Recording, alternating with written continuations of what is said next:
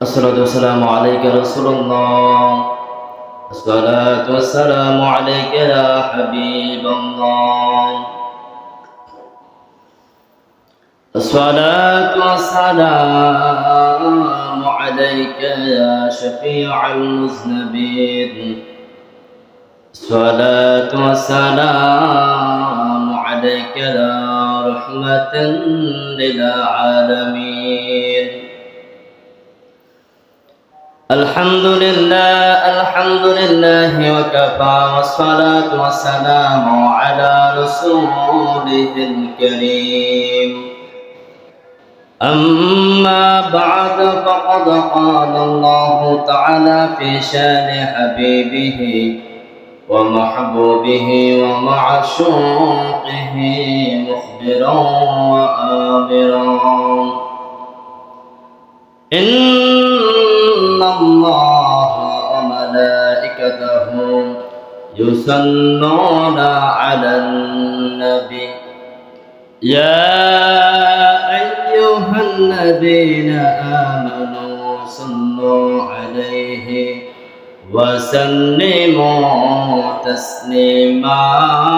اللهم صل على سيدنا مولانا محمد وعلى آل سيدنا مولانا محمد. اللهم صل على سيدنا مولانا محمد وعلى آل سيدنا مولانا محمد.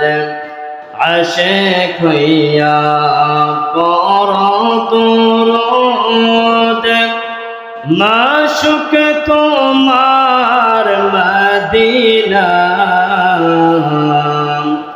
আশিক যদি হইতে পারো, যাইবা সোনার মদিনা।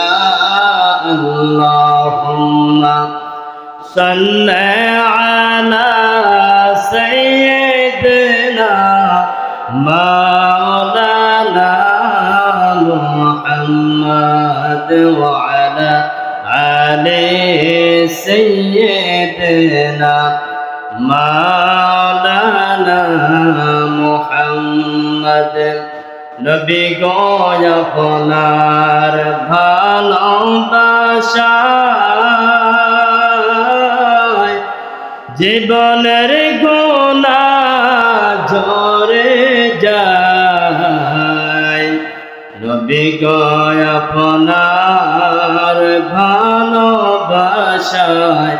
আল্লাহর রাজি হওয়া যায়। আল্লাহুম্মা সাল্লি আলা সাইয়্যিদিনা মাওলানা মুহাম্মদ ওয়া আলা আলি সাইয়্যিদিনা মাওলানা মুহাম্মদ। আল্লাহ আল্লাহ আল্লাহ হো লা ইলাহা ইল্লাহ। জবান খুলে আল্লাহ আল্লাহ আল্লাহ লা ইলাহা ইল্লাল্লাহ। মৌতের তুফান চলবে যখন, নবী গো আমরার দয়া করে দিয়েন দেখা উম্মতে গুনাহগার নবীজি। আল্লাহ আল্লাহ আল্লাহ লা ইলাহা ইল্লাহ। আল্লাহ আল্লাহ আল্লাহ লা ইলাহা ইল্লাহু লা ইলাহা ইল্লাল্লাহু মুহাম্মাদুর রাসূলুল্লাহ সাল্লাল্লাহু আলাইহি ওয়াসাল্লাম। মুআজ্জিজ মুহতারাম, সম্মানিত মুসলিম কেরাম, পর্দার মা বোনেরা, আসসালামু আলাইকুম ওয়া রাহমাতুল্লাহি ওয়া বারাকাতুহু। মহান আল্লাহ রাব্বুল আলামিনের দরবারে অপরন্ত শুকরিয়া জ্ঞাপন করে যে মহান আল্লাহ তাআলা আমাদেরকে পবিত্র মাহে রবিউল আউয়াল মাস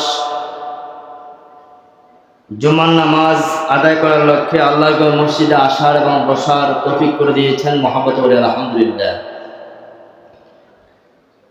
তার সাথে সাথে আরো শুকরিয়া আদায় করি, আল্লাহ রাব্বুল আলামিন আমাদেরকে এমন একজন নবীর উম্মত হিসেবে কবুল করেছেন, যে নবীর উম্মত হওয়ার জন্য অন্যান্য নবীরা পর্যন্ত আল্লাহর কাছে দরখাস্ত করেছেন, কিন্তু আল্লাহ তাআলা আমাদেরকে বিনা দরখাস্তে, আমাদের বিনা চাওয়ায় আল্লাহ তাআলা আমাদেরকে তার প্যারা হাবিব সরকার আলম দু জাহানের বাদশা নবীর উম্মত হিসেবে আমাদেরকে আল্লাহ কবুল করেছেন। তাই বলি আলহামদুলিল্লাহ। আজকে জুমার নামাজের আলোচনার বিষয় হলো মিলাদুন নবী সাল্লাল্লাহু আলাইহি সাল্লাম, অর্থাৎ নবী আকরাম সাল্লাল্লাহু আলাইহি সাল্লামের দুনিয়াতে আগমনের, নবী আকরাম সাল্লাল্লাহু আলাইহি সাল্লাম দুনিয়াতে আগমন করলেন, এটা আমাদের জন্য কেমন নেয়ামত, সুবহানাল্লাহ বলেন। এই বিষয়ে আজকে আলোচনা হবে। আল্লাহ তাআলা যেন তার বন্ধু সরকার আলম দুজানের বাদশা নবীর উসিলায় কোরআনুল কারীম থেকে, হাদিসে মুবারক থেকে আমাকে বলার এবং আমাদের সকলের মালা তৌফিক দান করুন, আমিন। আল্লাহ রাব্বুল আলামিন আমাদের নবীকে এমন একজন নবী হিসেবে নির্বাচন করেছেন। আমার নবী হলেন শুরু, আমার নবী হলেন শেষ। সুবহানাল্লাহ বলেন। আমার নবী হলেন শুরু, আমার নবী কি সর্বশেষ, অর্থাৎ আমার নবী আউয়াল নবী, আমার নবী হলেন আখির নবী। সুবহানাল্লাহ বলেন। এটা আল্লাহ নবী আকরাম সাল্লাল্লাহু আলাইহি সাল্লাম নিজ জবান মোবারকে বলেছেন যে আমি কেমন, আমার সৃষ্টি ধরন কেমন। সুবহানাল্লাহ বলেন। কারণ এটা আমরা বললে হবে না, আমার নবীর কথা বলতে হবে, কোরআনের কথা বলতে হবে, ঠিক কিনা বলেন। আল্লাহ রাব্বুল আলামিন তার প্যারা হাবিব সাল্লাল্লাহু আলাইহি ওয়াসাল্লাম বলেন, ইন্না ইনদাল্লাহি মাকতুবুন খাতামুন নাবিয়্যিন, নিশ্চয় আমি মহান আল্লাহর নিকট তখনই শেষ নবী হিসাবে লিপিবদ্ধ ছিলাম। সুবহানাল্লাহ বলেন। নিশ্চয় আমি তখনই শেষ নবী হিসাবে আল্লাহর দপ্তরে লিপিবদ্ধ ছিলাম। ওয়া ইন্না আদামা লামুনজিদুন ফি তিনিহি, যখন আদম আলাইহিস সালাম মাটির খামিরায়, যখন হযরত আদম আলাইহিস সালাম ছিলেন তার মাটির খামিরায়। সুবহানাল্লাহ বলেন। আল্লাহ নবী আলাইহিস সালাম বলেন, আমি আখির নবী, আমি শেষ নবী। আমি তখনও নবী হিসেবে ছিলাম যখন আদম আলাইহিস সালাম এখনো মাটির খামিরে লিপিবদ্ধ, মাটির খামিরে আছে, এখন রূহ দেয়নি। সুবহানাল্লাহ বলেন। তারপর আমার নবী বলেন, সাউখবিরুকুম বিআউয়ালি আমরি দাওয়াত ইব্রাহিম, আমি এমন নবী, আমি হলাম হযরত ইব্রাহিম আলাইহিস সালামের দোয়ার ফসল। সুবহানাল্লাহ বলেন। ইব্রাহিম আলাইহিস সালাম আল্লাহর ঘর বাইতুল্লাহ নির্মাণ করলেন। আল্লাহর ঘর বাইতুল্লাহ নির্মাণ করার পর আল্লাহর কাছে বললেন, আল্লাহ আমি তোমার ঘর নির্মাণ করলাম, এর বিনিময়ে তোমার কাছে কিছু চাই। সুবহানাল্লাহ বলেন। আমি তোমার ঘর বাইতুল্লাহ নির্মাণ করলাম, এর বিনিময়ে আমি তোমার খলিলুল্লাহ ইব্রাহিম তোমার কাছে কিছু চাই। আল্লাহ রাব্বুল আলামিন বলেন, কি চাও বলো, আমার কাছে আমি তোমাকে দিব। সুবহানাল্লাহ। তখন ইব্রাহিম সালাম বললেন, তুমি এমন একজন নবীর সংবাদ দিয়েছ, তুমি এমন একজন নবীর সংবাদ দিয়েছ যিনি হবেন ইমামুল আম্বিয়া, যিনি হলেন ইমামুল মুরসালিন, যিনি হলেন কাল হাসর ময়দানে এমন একজন ব্যক্তি যিনি কাল হাসর ময়দানে সকল নবীদের সর্দার হবেন। সুবহানাল্লাহ বলেন। ওই নবী আকরাম সাল্লাল্লাহু আলাইহি সাল্লাম, ওই আখিরি পয়গম্বর নবী, দুজাহানের বাদশা নবী, আমার বংশের মাধ্যমে যেন তিনি দুনিয়াতে আসতে পারে, আমি ইব্রাহিম খলিলুল্লাহ একজন বন্ধু হয়ে, তোমার একজন নবী হয়ে, আমি নবী হয়ে তোমার কাছে এই দোয়া দরখাস্ত করলাম। সুবহানাল্লাহ বলেন। আমার নবী ইব্রাহিম আলাইহিস সালামের বংশ ইসমাঈল আলাইহিস সালাম হতে দুনিয়াতে আগমন করেছেন। তো এই নবী আকরাম সাল্লাল্লাহু আলাইহি সাল্লাম বললেন, আমি হলাম সেই ইব্রাহিম নবীর দোয়ার ফসল, আমি হলাম সেই ইব্রাহিম নবীর দোয়ার ফসল। আর শোনো শোনো উম্মতরা, ওয়া বাশারাতু ঈসা, এবং আমি হলাম ঈসা আলাইহিস সালামের শুভ সংবাদ দানকারী এমন একজন নবী। আমার নবী বলেন, ওয়া রুইয়া উম্মি আল্লাতি, আমি হলাম এমন একজন নবী, আমার মা স্বপ্ন দেখেছেন। আমি যখন নবী আমার মায়ের পেটে ছিলাম, পেট মোবারক ছিলাম, তখন আমার মা স্বপ্ন দেখেছিলেন তিনার পেট থেকে এমন একটা নূর বের হয়েছে, যে নূরটা সুদূর শাম সিরিয়া পর্যন্ত ওই নূরে আলোকিত হয়ে গেল। সুবহানাল্লাহ বলেন। আমার নবী বলেন, রাআত হাইনা ওয়াদাতনি ওয়া ক্বাদ খারাজা লাহা নূরান আগাদাহা মিনহু উসুরুশ শাম। আমার নবী আকরাম সাল্লাল্লাহু আলাইহি সাল্লাম বলেন, আমার মা বলেন যখন আমার সন্তানকে প্রসব করলাম, তখন আমার মা বললেন, আমি প্রসব করার সময় একটা নূর দেখলাম, একটা নূর বের হলো। সুবহানাল্লাহ বলেন। ওই নূরের আলোয় আলোকিত হয়ে সুদূর শাম সিরিয়া অঞ্চল পুরাটায় প্রাসাদগুলো আলোকিত হয়ে গেল, আমি সব স্বচক্ষে দেখতে পেলাম। সুবহানাল্লাহ বলেন। তো আমরা হাদিস দ্বারা বুঝতে পেলাম, এই হাদিসটা ইমাম বাগাবী এবং আহমদ বর্ণনা করেছেন, মেশকাত শরীফের 513 পৃষ্ঠার হাদিস। সুবহানাল্লাহ বলেন। মেশকাত শরীফের 513 পৃষ্ঠার হাদিস।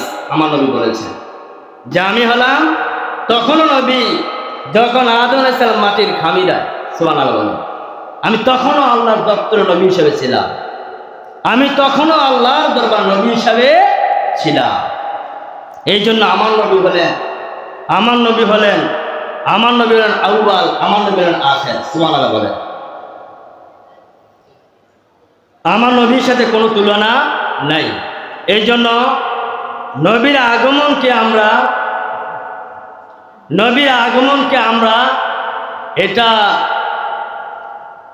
আমরা ঈদ হিসাবে উদযাপন করব। নবীর আগমনকে আমরা ঈদ হিসাবে উদযাপন করব। এটা আমার মুখের দলিল নয়, আমাদের মুখের কথা নয়, এটা আল্লাহরই কথা। সুবহানাল্লাহ বলেন। কথা কার? আল্লাহরই কথাকে তোমরা কি করবা? আমি আল্লাহর ফয়সালা মেনে নিবা, নাকি তোমরা আমার বান্দা কিছু আছে যে যারা আমার নবীকে বিদ্বেষী করে তাদের কথা মানবা? সুবহানাল্লাহ বলেন। কারণ আমার নবী তো সবই জানেন কি না? আমার আল্লাহ সব জানেন, আমার নবীকে আল্লাহ জানাইছেন। সুবহানাল্লাহ বলেন। আমরা তো বলি না যে আমার নবী সব জানেন নিজে নিজে, বরং আমার আল্লাহ সব কিছু জানাইছেন। সুবহানাল্লাহ বলেন। এটা হলো আমাদের আহলে সুন্নাহ ওয়াল জামাতের আকীদা। ঠিক কিনা বলেন? আমার নবীকে আমার আল্লাহ সব কিছু জানিয়ে দিয়েছে, আমার নবী জেনে জেনে সব কিছু বলে দিয়েছে। তো আমার আল্লাহ রাব্বুল আলামিন সূরা ইউনূস 58 নম্বর আয়াতের মধ্যে আমার আল্লাহ বলেন, বিসমিল্লাহির রহমানির রহিম, কুল বিফাদলিল্লাহি ওয়া বিরহমাতিহি ফাবিযালিকা ফালইফরাহু হুয়া খায়রুম মিম্মা ইয়াজমাউন। সুবহানাল্লাহ বলেন। আমার আল্লাহ রাব্বুল আলামিন বলেন, কুল, হে হাবিব আপনি বলেন, এটা আমরের সিগা। আমার আল্লাহ বলেন, হে হাবিব আপনি আপনার উম্মতদেরকে বলে দেন, বিফাদলিল্লাহ, যখন আপনার উম্মতরা আমি আল্লাহর পক্ষ থেকে কোনো অনুগ্রহ পায়, যখন আপনার উম্মতরা আমি আল্লাহর পক্ষ থেকে কোনো অনুগ্রহ, কোনো নেয়ামত পায়, বিরহমাতি এবং কোনো রহমত পায়, ফাবিযালিকা ফালইফরাহু, তারা যেন আনন্দ করার মতো আনন্দ করে। সুবহানাল্লাহ বলেন। আল্লাহ বলছেন যে আপনি বলে দেন আপনার উম্মতরা যখন কোনো নেয়ামত পায়, কোনো আমি আল্লাহর পক্ষ থেকে রহমত পায়, কি পায়? রহমত পায়, তখন যেন আপনার উম্মতরা ফালইয়াফরাহু, খুশি উদযাপন করে। সুবহানাল্লাহ বলেন। ফালইয়াফরাহু, খুশি উদযাপন করে। ঈদ এটার মুরাদেফ হলো ইয়াফরাহ। সুবহানাল্লাহ বলেন। ফারহুন, ঈদ অর্থ খুশি, ইয়াফরাহুন অর্থ খুশি। সুবহানাল্লাহ বলেন। যেমন আমাদের বাংলাদেশের মধ্যে আমরা জিনিস একটা এক এক জায়গায় এক এক নাম হিসেবে ব্যবহার করা হয়, ঠিক না বলে? যেমন নোয়াখালীরা তারা বলে হানি, কি কয়? কি কয়? হানি কয় না? তো হানি তো হইল আপনার, হানি অর্থ মধু। সুবহানাল্লাহ বলে। হানি অর্থ কি? কিন্তু আমরা কই কি? পানি, ঠিক না বলে? এক এক আমাদের বাংলা ডিকশনারির মধ্যে জিনিস একটা নাম কয়েকটা, জিনিস একটা নাম কয়েকটা। হাদিসের মধ্যে ঈদ বলেছেন আর কোরআনের মধ্যে ফারহুন বলেছেন। দুইটার অর্থ হলো এক, খুশি। সুবহানাল্লাহ বলেন। দুটোটার অর্থ হলো এক, খুশি। আমার আল্লাহ রাব্বুল আলামিন বলেন আপনার উম্মতরা যেন খুশি উদযাপন করে। হুয়া খায়রুম মিম্মা ইয়াজমাউন, আর এই খুশিটা হলো সকল কিছু থেকে হলো অধিক অধিক সওয়াবের কাজ। আমার আল্লাহ রাব্বুল আলামিন বলেন খয়র, উত্তম কাজ। আর এই কাজটা হলো সবচেয়ে উত্তম কাজ। এখানে রহমত বলেছেন, ওয়া বিরহমাতিহি, এখানে রহমত বলেছেন। রহমত দ্বারা কি বলেছেন? আমার আল্লাহ তাআলা একটু সহজ করে দিলেন। এই রহমত দ্বারা আমার বান্দারা অনেক কিছু বুঝাবে, অনেক কিছু বুঝাবে। রহমত দ্বারা কে কাকে বুঝাইছে আমি আল্লাহ, তোমরা একটু ক্লিয়ার বুঝে নাও। সুবহানাল্লাহ বলেন। এই রহমত দ্বারা আমি আল্লাহ কাকে বুঝাইছি তোমরা বুঝে নাও। কারণ এখানে রহমত দ্বারা তো আমি আমার নবীর কথা বলি নাই, ডাইরেক্ট বলি নাই, ডাইরেক্ট বলি নাই, বলছি আমি রহমতের রহমত পেয়ে। এখন এই রহমতটা কোন রহমত?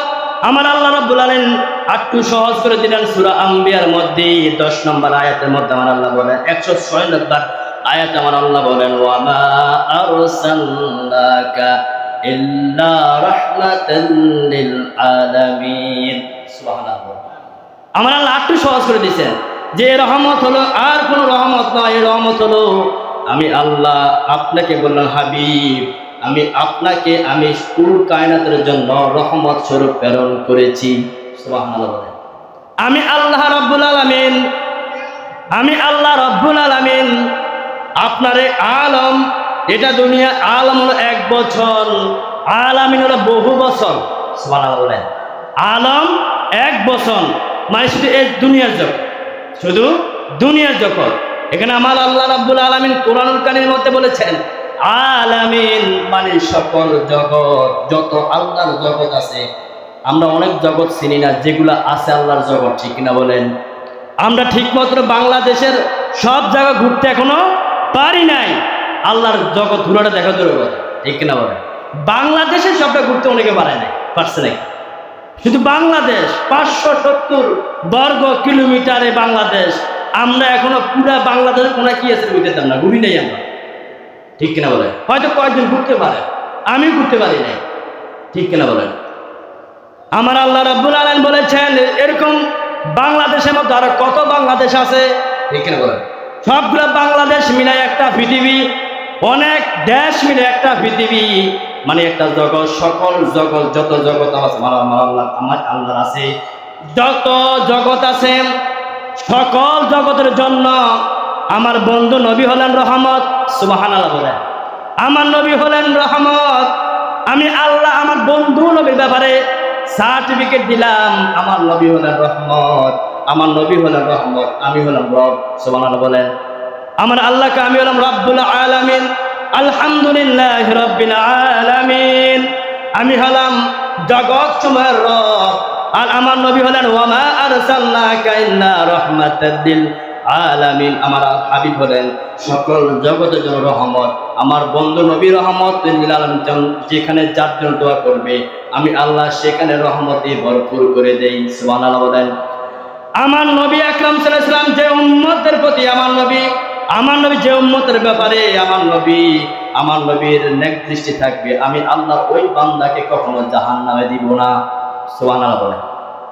এই জন্য আমরা বেশি আমার নবীর প্রতি দুরূদ ও সালাম করি। সুবহানাল্লাহ বলেন। এই জন্যই আমরা আমাদের নবীর প্রতি দুরূদ ও সালাম করি, আমরা নবী করি, কারণ নবী করা এটা আল্লাহরই নির্দেশ। সুবহানাল্লাহ বলেন। কার নির্দেশ? নবী করা আল্লাহরই নির্দেশ। আমার আল্লাহ রাব্বুল আলামিন বলেন কোরআনুল কারীমের মধ্যে বলেন, কুল ইন কুনতুম তুহিব্বুনাল্লাহ ফাত্তাবিউনি ইউহিব্বুকুমুল্লাহ। সুবহানাল্লাহ বলেন। আমার আল্লাহ রাব্বুল আলামিন কোরআনের মধ্যে বলেছেন যে তোমরা যদি আমি আল্লাহকে ভালোবাসতে চাও তাহলে আমি আমার হাবিবকে ভালোবাসো। সুবহানাল্লাহ বলেন। যদি আমি আল্লাহকে ভালোবাসতে চাও তাহলে তোমরা আগে আমার হাবিবকে ভালোবাসো, আমার হাবিবের ভালোবাসার মাধ্যমে আমি আল্লাহর ভালোবাসা পেয়ে যাইবা। সুবহানাল্লাহ। আমার হাবিবের ভালোবাসার মধ্যে আমি আল্লাহর ভালোবাসা পেয়ে যাইবা। এই জন্য আমরা নবীকে আগে ভালোবাসতে হবে, নবীকে মানতে হবে। আল্লাহ আরেক জায়গায় বলেছেন ওমান ইউতিউর রাসূলা ফাকাদ আতা আল্লাহ। সুবহানাল্লাহ। আমি যা বলতেছি কোরআন থেকে বলতেছি, হাদিস তো বলবোই, সব কোরআন। সুবহানাল্লাহ বলেন। ওয়ামান ইউতিউর রাসূলা ফাকাদ আতা আল্লাহ। আপনাদেরকে অনুরোধ করব কোরআনের কথা শুনলো সওয়াব। সুবহানাল্লাহ বলেন। কোরআনের কথা শুনলো সওয়াব, মনোযোগ দিয়ে শোনার চেষ্টা করবেন, কারণ বর্তমান এটা বাতিল ফেরকার জমানা। ঈমান আমাদের বড় জিনিস, ঠিক কিনা বলেন? আমার ঈমান আছে, আমলের দাম আছে, ঠিক কিনা বলেন? এখন বর্তমানে আপনার ভিতরে কিছু যদি জানা না থাকে, আপনার ঈমান আপনি যতই আপনি আশিকার দাবি করেন, ঈমান রাখা কঠিন হয়ে যাবে। নতুবা চুপ থাকতে হবে, ঠিক কিনা বলেন? নতুবা চুপ থাকতে হবে। কথা বললে এমন জিনিস আছে, এমন মানুষ আছে, আপনার এমন যুক্তি দিবে। শয়তানের যুক্তি চমৎকার, শয়তানের যুক্তি অতীব চমৎকার। যেমন এক শয়তান লেবাস ধারণ করলেন, এমন লেবাস ধারণ করলেন, লম্বা জুব্বা, সুন্দর দাড়ি, সাইকুল কাবির বিদ্যা লোকের ভেষ ধরে একজন ব্যক্তি মুরব্বী লোক নামাজ পড়তে রওনা দিবেন, রাস্তা ফিসল, নামাজ পড়তে রওনা দিলেন, মাঝ পথে ওই ব্যক্তিরা ফিসলে খেয়ে পড়ে গেলেন। তিনি আবার বাড়িতে গেলেন, তাড়াতাড়ি করে তিনি জামাটা পাল্টাই আবার তিনি রওনা দিলেন। সুবহানাল্লাহ বলেন। রওনা দেওয়ার পর মুরব্বি হাঁটতে কষ্ট হয়, আর এদিক দিয়ে জামাতের সময় চলে যায়। সুবহানাল্লাহ বলেন। জামাতের সময় চলে যায়। ওই লোকটা হাঁটতেছে আবার ফিসলে খেয়ে পড়ে গেলেন, আবার রিটার্ন করে বাড়িতে মানতে গেলেন, জামা কাপড়টা পাল্টে আসবেন, তারপরে জামাতে নামাজ ওই মুরব্বি ছাড়তে চায় না। এবারে শয়তান এমন একটা রূপ ধারণ করলেন, সুন্দর জামা, হঠাৎ করে মুরব্বির সামনে এসে পড়ে গেলেন, এসে বললেন, বাবা আপনি আমার কোলের মধ্যে আসেন, আমি আপনাকে কোলে করে মসজিদে নিয়ে যাই। বালা কাজ না, শয়তান তো বালা কাজ করছে। আমি আপনাকে কোলে করে মসজিদে নিয়ে যাই। তোর মুরব্বী সহজ সরল মানুষ, হ্যাঁ ঠিক আছে, তো ভালো হয়, আপনারা কোলে করে নেন। সুবহানাল্লাহ। ওই মুরব্বীকে শয়তান কোলে করে মসজিদে নিয়ে গেলেন। ওই ব্যক্তিরা নামাজ পড়লেন, নামাজ পড়ার পর দেখলেন, নামাজ পড়ার পর আবার তিনি অপেক্ষা করলেন, বাড়িতে আবার নিয়ে দিলেন। এবার ওই শয়তান প্রশ্ন করলো, মুরব্বী আপনি যে আমার কোলের মধ্যে নামাজ পড়তে গেলেন, আবার আপনাকে দিয়ে আসলাম, আপনি কি আমাকে চিনেন? আমি কে? কয় না চিনি না। আমি এটাই চিনি, তুমি একজন ভালো মানুষ, তুমি একজন, কারণ তুমি আমাকে সাহায্য করেছো, তুমি আমাকে ইবাদত করার জন্য সাহায্য করেছো। আমি মোটেই ভালো মানুষ না। মানে বুঝলাম না, তুমি ভালো মানুষ না, তাহলে এই কাজটা করলা কেন? আমি হলাম শয়তান। তুমি যদি মসজিদে হেঁটে হেঁটে যাইতা, প্রত্যেকটা কদমের বিনিময় আমার আল্লাহ এক একটা নেকি দিতেই থাকতো। সুবহানাল্লাহ বলেন। এখন তুমি আমার কোলে আরাম করে গিয়েছ, ওই যে হেঁটে হেঁটে যাইতা, এই হেঁটে হেঁটে যাওয়ার নেক আমল দিয়ে তুমি বঞ্চিত হয়ে গেলা। নাউজুবিল্লাহ বলেন। শয়তান আমাদেরকে চাইবে আমরা যেন নেক আমল থেকে বঞ্চিত থাকি। বুখারী শরীফে হাদিস শরীফে আছে, আমরা যখন রাত ঘুমাই আমরা যখন রাত ঘুমাই শয়তান আমাদের রগে রগে ঢুকে আল্লাহর কাছে শয়তান বলেছিল, আল্লাহ আমি তোমার এমন কোন সূরা বাকারার মধ্যে তাফসিরে মাঝারের মধ্যে পাওয়া যায় যে শয়তান এমন ইবাদত বন্দি করেছিল আল্লাহর কোনো এমন কোন জায়গা নাই শয়তানের কপালটা জমিনে পড়ে নাই। আল্লাহ আল্লাহর এমন কোন জায়গা নাই শয়তানের কপালটা জমিনে পড়ে নাই। এই শয়তানের আগের নাম ছিল আজাজিল। কি ছিল? আজাজিল। এই শয়তানের লকব ছিল মুআল্লিমুল মালাইকা। মুআল্লিমুল মানে ফেরেশতাদের শিক্ষক। সব সময় মুরব্বী দেখলে মানে এমন সুরত আমাদের বুঝার আছে যে অনুসরণ কথা সুন্দর কইব, হ্যাঁ কথা সুন্দর বলবে, সুন্দর কথার মধ্যে অনুসরণ তিতা আছে নাকি নাই? মুআল্লিমুল মালাইকা এত ইবাদত বন্দি করলেন। ইবাদত বন্দি করার পর এবার শয়তান, তাকে শয়তান কেন বলা হয়, ইবলিস কেন বলা হয়? কারণ আদম আলাইহিস সালামকে যখন সৃষ্টি আল্লাহ তাআলা বানালেন, বানানোর পর আল্লাহ তাআলা বললেন আদম সহ সবাইকে, আদম আলাইহিস সালামকে, ইবলিস সহ সকলকে আমার আল্লাহ বললেন তোমরা সবাই সিজদা করো। সুবহানাল্লাহ বলেন। তোমরা সবাই আমার বন্ধু আদমকে সিজদা করো। ফাসাজাদু, সবাই সিজদা করলেন, ইল্লা ইবলিস, ইবলিস ছাড়া। কে ছাড়া? ফাসাজাদু, সবাই সিজদা আদমকে করলেন, ইল্লা ইবলিস, ইবলিস ছাড়া। এবার ইবলিসকে আমার আল্লাহ বলেন, ইবলিস তোমাকে আমি আল্লাহ সবাইকে নির্দেশ দিলাম আমার নবী আদমকে সিজদা করার জন্য, তুমি সিজদা কেন করলা না? ইবলিস বলে আমি হলাম আগুনের তৈরি আর আদম হলো মাটির তৈরি।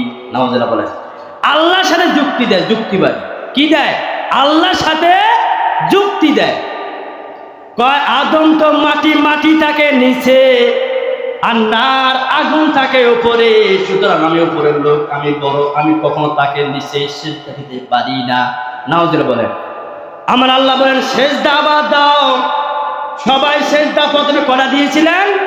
একটা। কয়টা দিয়েছিলেন? একটা। আমার আল্লাহ কয় সিজদা তোমাকে আমি আল্লাহ নির্দেশ দিলাম, তর্ক নয়।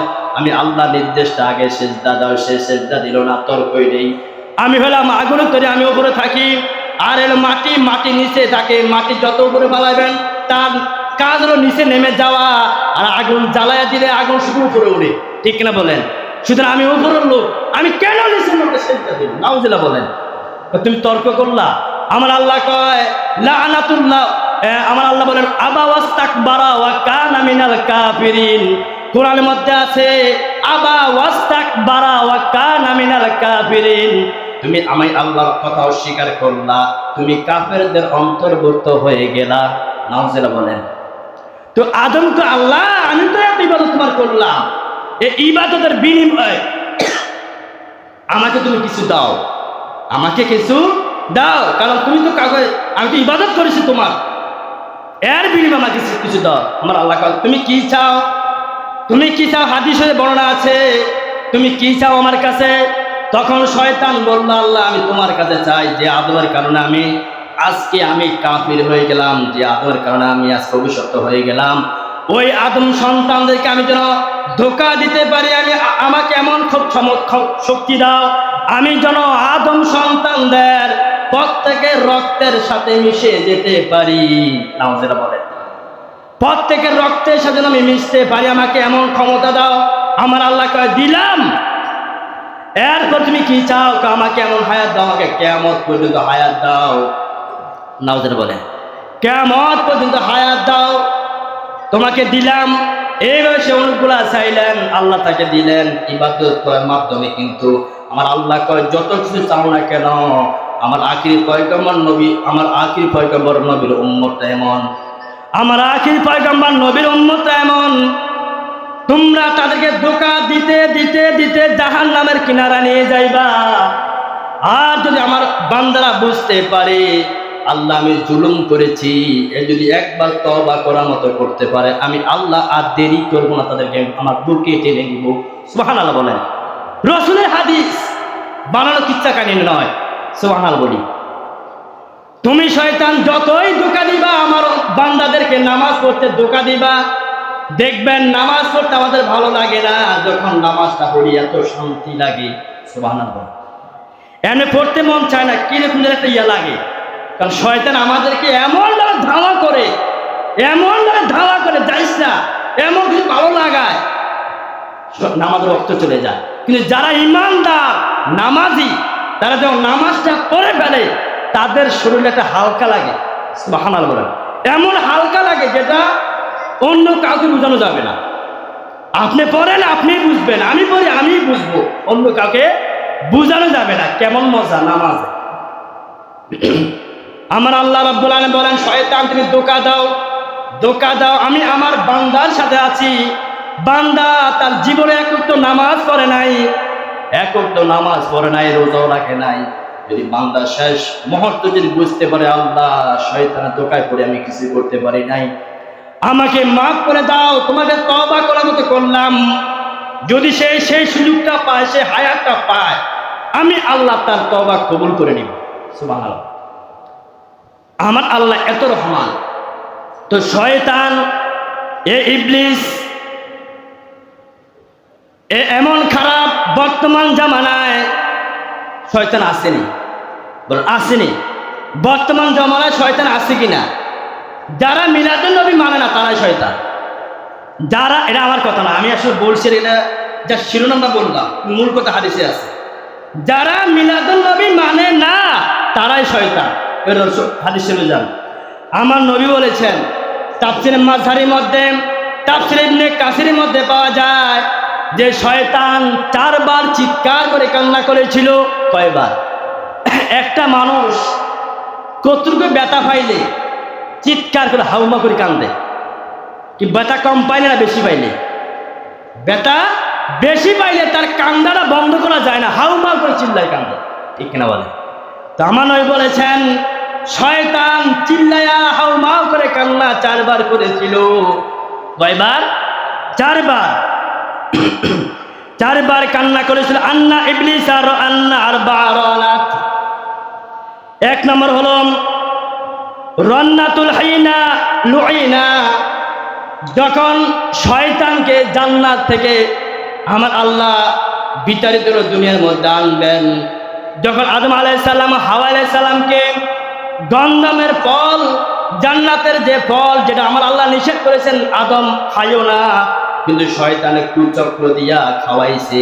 আমার আল্লাহ কয় আমার বন্ধুকে তুমি ফলটা খাওয়াইছো, আমি তোমাকে শয়তান তোমাকে আমি জান্নাতে চিরস্থায়ী জন্য বিদায় করে দিলাম। সুবহানাল্লাহ বলে।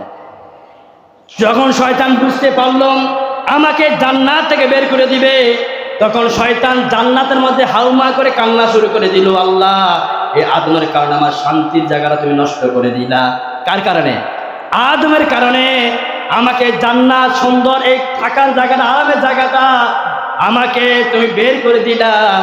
এই বলে শয়তান সে চিৎকার করে কান্না শুরু করে দিল।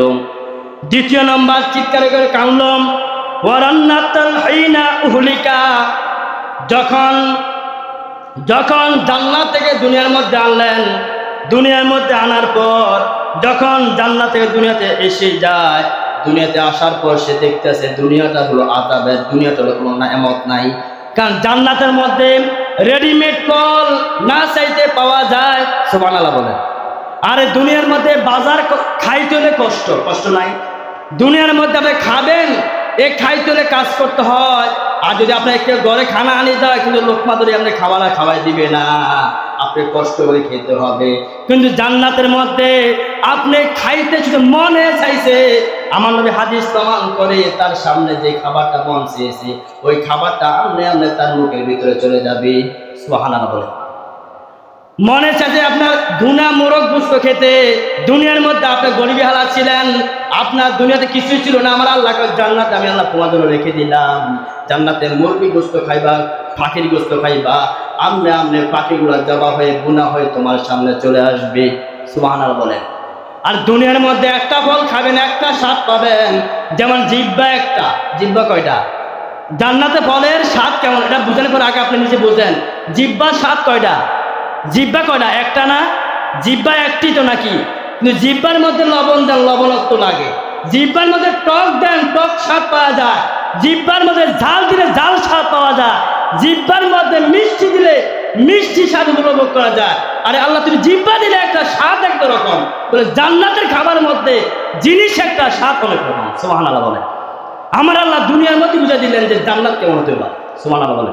জিহ্বা তো একটা, কিন্তু একটা জিহ্বা দ্বারা কত রকম টেস্ট আমরা পাই। সুবহানাল্লাহ বলতেন না? আমার নবী কয় জান্নাতের মধ্যে ফল একটা, কিন্তু এই ফল একটার মধ্যে স্বাদ পাবে একাধিক, খাইবা কত মজা লাগবে। সুবহানাল্লাহ বলেন। এই মজাদার খাবার কারা পাইবে? যারা মিলাদুন নবী পালন করে। সুবহানাল্লাহ বলেন। এই যেমন হাদিস আছে, দেখেন হাদিস আমার নবী বলেন, আবুল আহাব, বুখারী শরীফের হাদিস, আবুল আহাব আমার নবীর আগমনের কথা, একজন সুয়াইবা নামক দাসী ছিলেন। ওই সুয়াইবা দাসী যখন আমার নবী দুনিয়াতে আগমন করেন, আগমন করার পর সুয়াইবা দৌড়ে গেলেন আবু তালেবের কাছে গেলেন, আপনি কি শুনেছেন কি হলো? বলেন না, কি হলো বলো। তখন ওই সুয়াইবা বললেন, আপনার ঘরে আপনার ভাই আব্দুল্লাহর ঘরে এমন নূর একটি সন্তান দুনিয়াতে ভূমিষ্ঠ করেছি। ওই সন্তান এত সুন্দর, এত সুন্দর, আপনার আব্দুল্লাহ ভাইয়ের ঘরে জন্ম নিয়েছে। সুবহানাল্লাহ বলেন। কয় তাই নাকি? হ্যাঁ, যাও, এই আঙুল দিয়ে, শাহাদাত আঙুল দিয়ে ইশারা করলেন, যাও তুমি আমাকে আমার ভাইয়ের ঘরে সন্তান দুনিয়াতে আসছে এই সংবাদটা দিলা, এই কারণে আমি আজকে তোমাকে আযাদ দিয়ে দিলাম। ওই দিনটা হলো সোমবার। সুবহানাল্লাহ বলেন।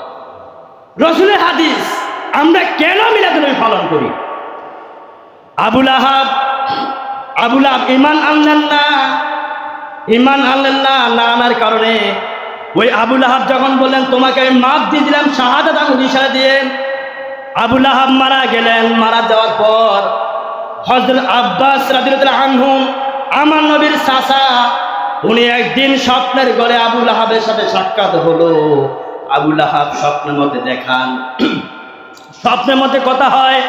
আব্বাস বললেন, তুমি যে কবরে আছো তোমার কবরে হালাত কেমন, তোমার কবরে অবস্থা কেমন? আবুল আহাব বলে, আমার কবর অবস্থা খুবই ভয়াবহ।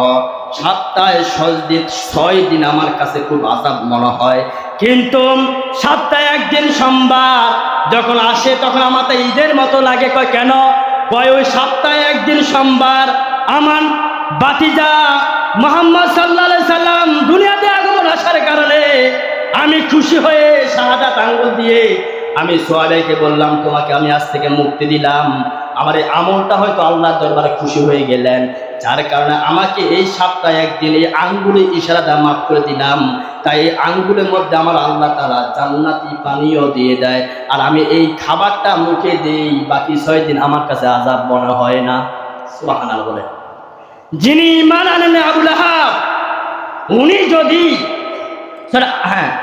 উনি যদি সপ্তাহে একদিন নবীর মিলাদকে, নবীর দুনিয়াতে আগমনের খুশিতে একজন দাসীকে মুক্ত করে তিনি যদি জান্নাতি খাবার পেতে পারে, আর আমরা ইমানদার আশিকে রাসূল যদি আমার নবীর মিলাদকে উদযাপন করার মতো করতে পারি, তাহলে আমাদের কি হবে? বেশি না কম? উনি ঈমান না এনে জান্নাতি খাবার, আর আমরা ঈমান এনে বেশি পাবো না কম পাবো? সুবহানাল্লাহ। আসলে বুঝলে অনেক কিছু। আমি একটা কথা কি বানাই বলেছি, সবগুলা কোরআনুল কারীম এবং হাদিস থেকে। এই জন্য আমাদের নবীকে মহাব্বত করার মতো করতে হবে। আমার নবী, আর একটা মিল বলি, আমার নবী নিজের মিলাদ নিজে পালন করেছেন। সুবহানাল্লাহ বলেন।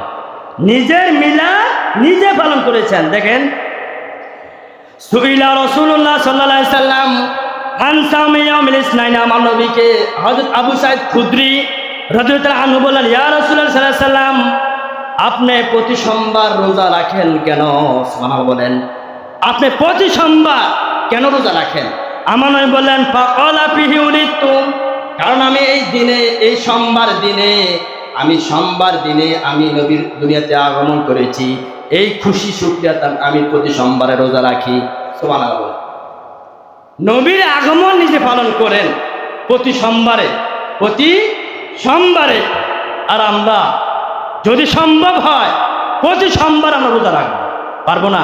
কারণ যেটা নবী করেছেন, এবং 12 রবিউল আউয়াল মাস এটা আসছে, এবং 12 রবিউল আউয়াল মাস আমরা মিলাদুন নবী এটা উদযাপন করব।